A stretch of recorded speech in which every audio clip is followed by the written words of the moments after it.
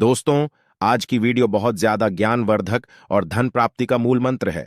आज की इस वीडियो में हम बात करेंगे आखिर औरत का वह कौन सा अंग बेशर्म होकर दबाने या चूसने से अचानक अपार धन की प्राप्ति होती है। लोग औरत का कौन सा अंग दबा और चूस कर अमीर बन जाते हैं। जो भी मनुष्य औरत का यह अंग दबाता या चुसता है, उसके घर में सदा मां लक्ष्मी का वास रहता है और मां लक्ष्मी की कृपा सदैव बनी रहती है। तो दोस्तों, आज की इस वीडियो में हम बताएंगे औरत का वह कौन सा अंग जिसे हर पुरुष को दबाना या चूसना चाहिए। नमस्कार दोस्तों, आप सभी का स्वागत है आज की इस बेहद ही ज्ञानवर्धक जानकारी भरी वीडियो में। दोस्तों, वीडियो शुरू करने से पहले हमारे चैनल को जल्दी से सब्सक्राइब कर लें। दोस्तों, आपको पता चल ही गया होगा कि आज की वीडियो में हम क्या सीखने जा रहे हैं। दोस्तों, चैनल को सब्सक्राइब करें और कमेंट में जय श्री राम जरूर लिखें। और साथ ही इस वीडियो को जो अंत तक देखेगा वह अमीर जरूर बनेगा, इसलिए इस वीडियो को अंत तक जरूर देखिएगा। दोस्तों, एक बार की बात है, एक गांव में शिव नाम का व्यक्ति रहता था। वह अपनी पत्नी से बहुत ज्यादा परेशान था, क्योंकि उसकी पत्नी बात बात पर हमेशा उसे ताना मारा करती थी। तुम्हारे पास है ही क्या, घर में खाने तक को कुछ नहीं है। दोस्तों, उसके घर में बिल्कुल कंगाली छा गई थी। एक भी रुपया नहीं था और उसके घर में खाने के लिए अन्न का एक दाना तक नहीं था। दोस्तों, एक तो घर में खाना नहीं, ऊपर से पत्नी का ताना। वह बहुत परेशान हो गया। उसे समझ नहीं आ रहा था मैं क्या करूं।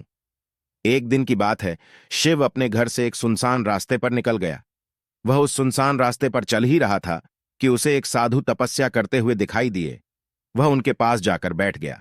जब साधु ने अपना तप खत्म किया तो शिव उनके सामने रोने लगा।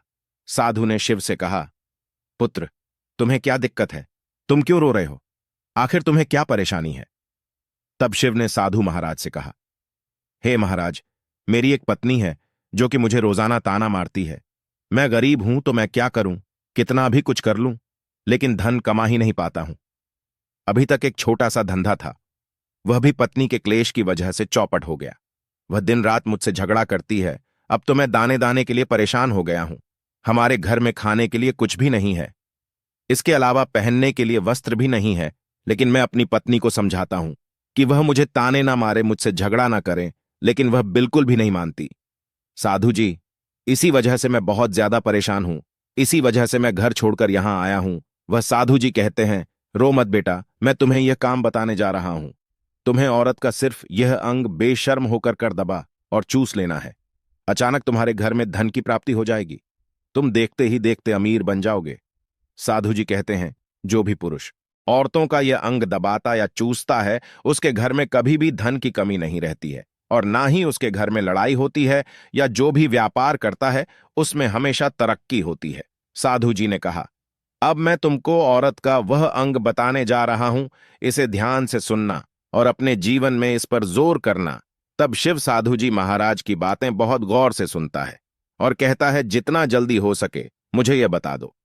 दोस्तों, तभी साधु जी महाराज उसे आदमी को एक कहानी सुनाते हैं और बताते हैं, एक नगर में एक किसान रहता था। उसके बहुत सारे खेत थे जिस पर वह दिन रात मेहनत करता था। उसके घर में किसान और उसकी पत्नी रहा करते थे। उसे किसान और उसकी पत्नी ने आपस में बहुत ज्यादा प्रेम था। उसके घर में किसी भी प्रकार की लड़ाई झगड़ा या क्लेश नहीं होता था।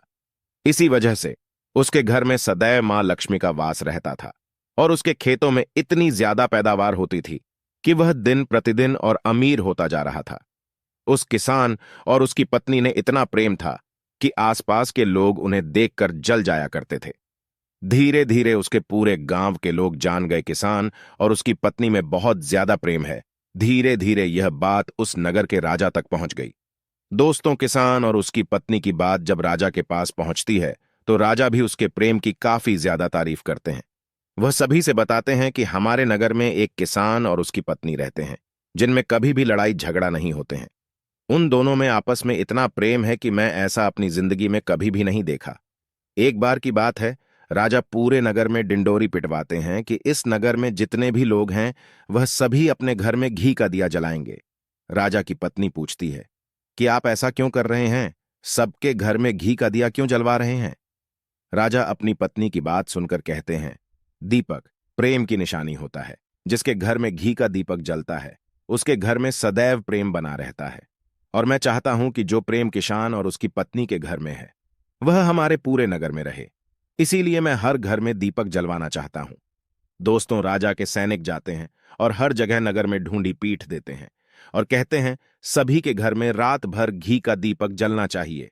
दोस्तों, राजा की बात मानकर सभी नगरवासी अपने घर में दीपक जला देते हैं। लेकिन जैसे ही आधी रात होती है सभी के घर के दीपक बुझ जाते हैं। लेकिन किसान के घर का दीपक वैसे ही जलता रहता है। दोस्तों, दीपक हमेशा किसान की पत्नी जलती थी, लेकिन उसकी बात नहीं मानती थी। वह हमेशा अपनी मनमानी करती थी। उसका जो भी मन करता था वह वही काम करती थी। लेकिन किसान को इस बात से कोई भी दिक्कत नहीं होती थी। किसान इस वजह से अनदेखा करता था कि उसके घर में प्रेम बना रहे। राजा अपने महल में चढ़कर पूरे नगर का नजारा देख रहे थे। उन्होंने देखा कि सारे नगर में किसी के घर में दीपक नहीं जल रहा है, लेकिन किसान के घर में दीपक जल रहा है। तब राजा अपनी रानी से बोलता है कि देखो, किसान और उसकी पत्नी के घर में दीपक जगमगा रहा है, लेकिन पूरे नगर में कहीं भी दीपक नहीं चल रहा है। इसी से पता लगता है कि किसान और उसकी पत्नी में कितना प्रेम है। तब राजा की पत्नी राजा से बोलती है कि जो किसान और उसकी पत्नी में प्रेम है वह किसान की पत्नी की वजह से है, और इसी वजह से उसके घर में इतना ज्यादा प्रेम है। दोस्तों, जब राजा रानी की बात सुनता है तो कहता है, नहीं, तुम्हारा सोचना गलत है। जो प्रेम किसान के घर में है वह उसकी पत्नी की वजह से नहीं है, बल्कि वह किसान की वजह से है। रानी, यहां पर किसान बहुत ज्यादा समझदार है, आपका सोचना गलत है। और यही वजह है जो कि उनके घर में कभी भी लड़ाई झगड़ा नहीं होता है।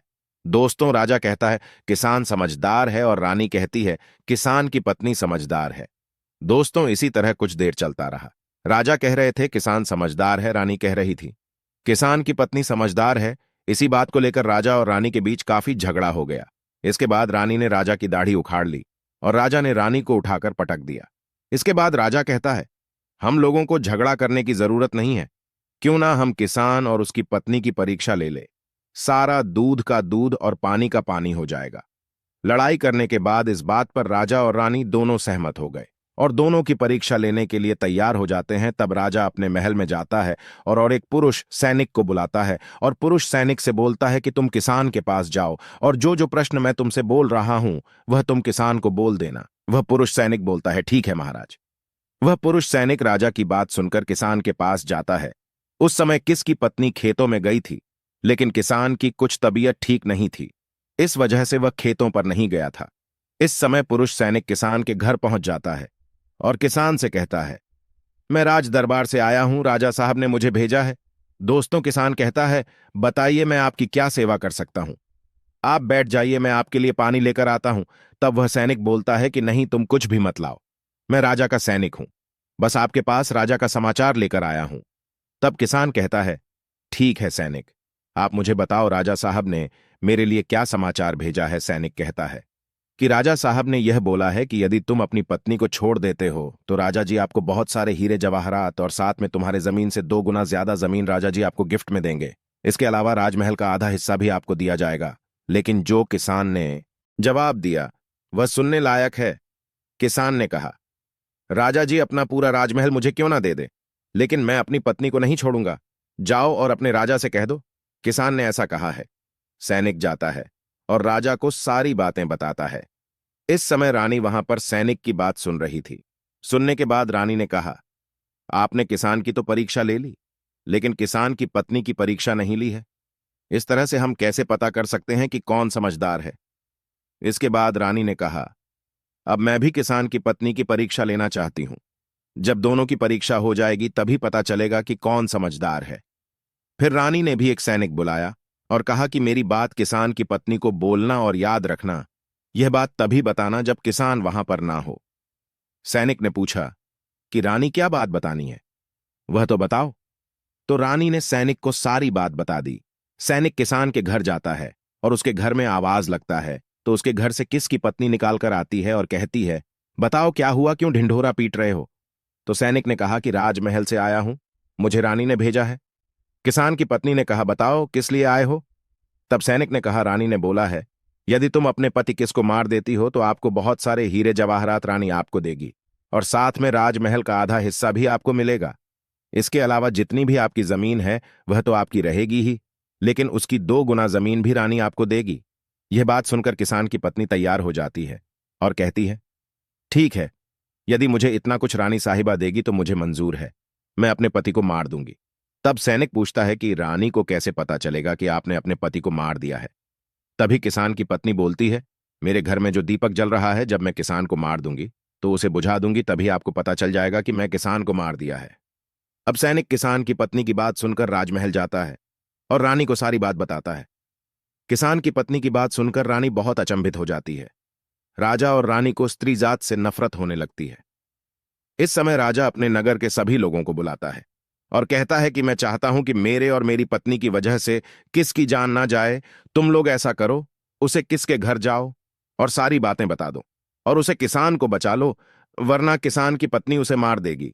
इधर सैनिक किसान के घर जाते हैं और सोचते हैं कि किसान की पत्नी किसान को रात में मारेगी और दिया बुझाएगी।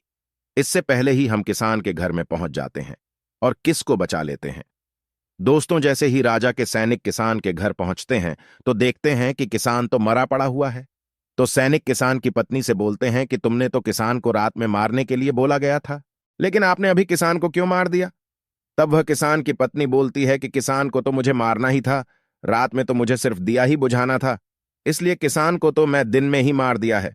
सभी सैनिक तुरंत ही किसान के घर से दौड़े दौड़े जाते हैं और राजा रानी को सारी बातें बताते हैं। राजा और रानी क्रोध से आग बबूला हो जाते हैं।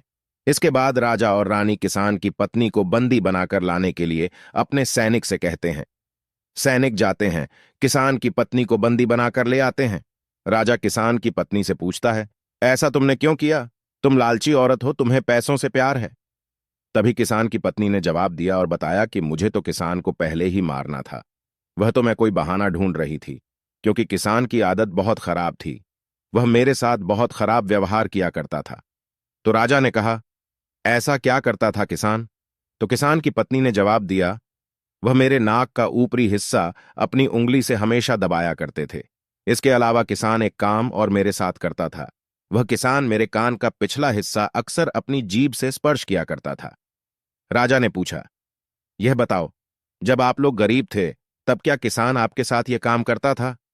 तो किसान की पत्नी बोलती है, नहीं महाराज, तब ऐसा नहीं करता था।